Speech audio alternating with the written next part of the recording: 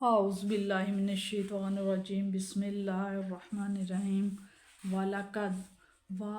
اور لا ضرور قد ہے اور ضرور ہے ارسال کیا بھیجا نہ ہم نے نوح کو الا طرف قوم ہی ان کی قوم کی طرف، اور بے شک ہم نے بھیجا نوح صلی اللہ علیہ وسلم کو ان کی قوم کی طرف، انی بے شک میں لاکم تمہارے لیے ناظرun ڈرانے والا ہوں، مبین کھلا۔ انہوں نے کہا اے قوم میں تمہیں کھلم کھلا ڈرانے والا ہوں، اللہ ان کے لا نہیں، تعبدو تم عبادت نہ کرو، الا اللہ سوائے اللہ کے، کہ تم نہ عبادت کرو کسی کی اللہ تعالیٰ کے سوا، انی بے شک میں اخاف خوف کرتا ہوں، ڈرتا ہوں، علیکم تم پر، تم پر عذاب کا، یومن اس دن کا، علیم جو بہت دردناک عذاب ہے، کہ تم پر عذاب کا دردناک دن نہ آ جائے، میں اس وجہ سے ڈرتا ہوں۔ فقالا پس کہا، قال الملأ قوم کے سرداروں نے کہا، اللہ زینا وہ لوگ جو کہ جو کافر تھے، من قوم ہی اپنی قوم کے، تو کہنے لگے ان کی قوم کے سردار جنہوں نے کفر اختیار کیا ہوا تھا، اے نوح ما نارا کا نہیں، نہ ہم دیکھ رہے کا تمہیں، ہم نہیں دیکھتے تمہیں، اللہ مگر دیکھتے ہیں تو مگر بشرن ایک انسان ہو، مثلنا ہماری طرح کا، وما اور نہیں نارا ہم دیکھ رہے کا تمہیں، اتبا کا کہ پیروی کرتے ہوں تمہاری،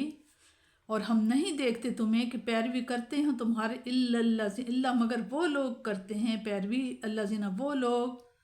ہم وہ جو کہ رازنا ذلیل سے نکلا ہے،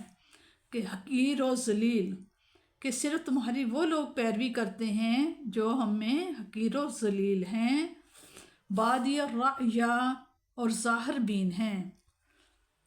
وما نرا اور ما نہیں نارا اور نہیں ہم دیکھتے، لاکن تمہیں، علینا ہم پر، کوئی من فضلن کوئی فضیلت، اور نہ ہم یہ دیکھتے ہیں کہ تمہیں ہم پر کوئی فضیلت ہے، بلکہ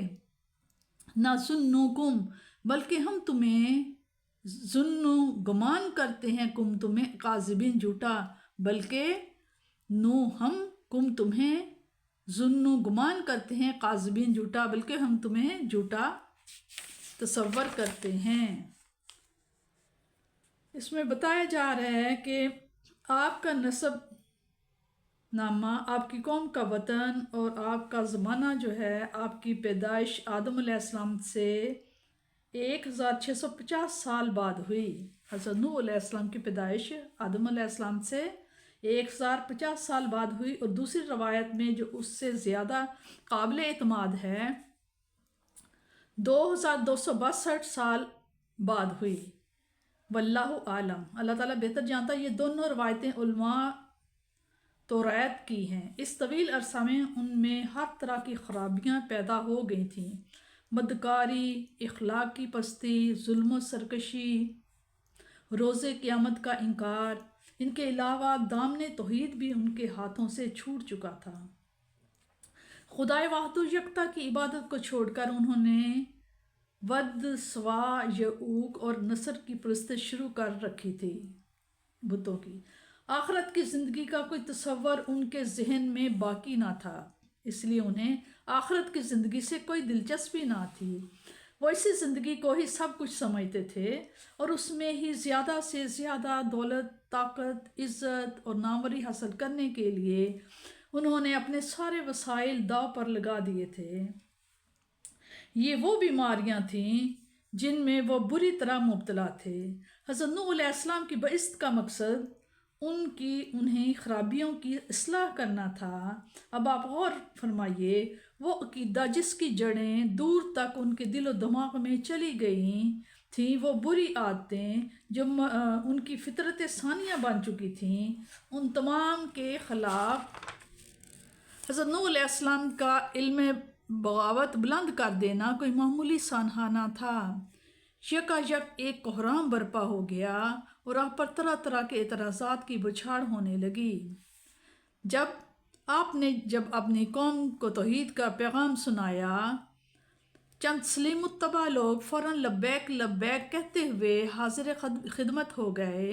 گویا ان کی پیاسی روحیں مدت سے ابر رحمت کی منتظر تھیں۔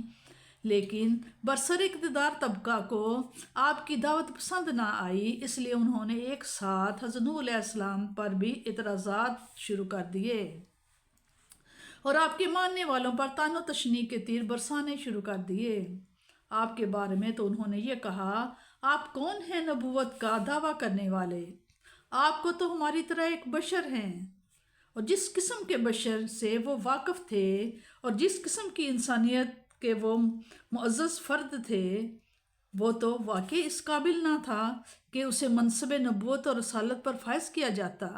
اور آپ کے پیروکاروں کو انہوں نے کمینہ اور رذیل ہونے کا طعنہ دیا۔ ان کی نگاہیں ان کے پھٹے ہوئے کپڑوں کے حجاب میں ہی اٹک کر رہ گئی تھیں۔ یعنی جب تم بھی ہماری طرح بشر ہو اور یہ لوگ جو تمہارے معتقد بنے ہوئے ہیں وہ بھی خستہ حال اور سادہ لوگ قسم کے لوگ ہیں، ہمیں تو تم میں کوئی وجہ امتیاز دکھائی نہیں دیتی جس کے باعث ہم تمہارا ساتھ دیں۔ ہمارے نزدیک تو تم اس دعویٰ میں جھوٹے ہو، اور جھوٹوں کی بات کون سنتا ہے؟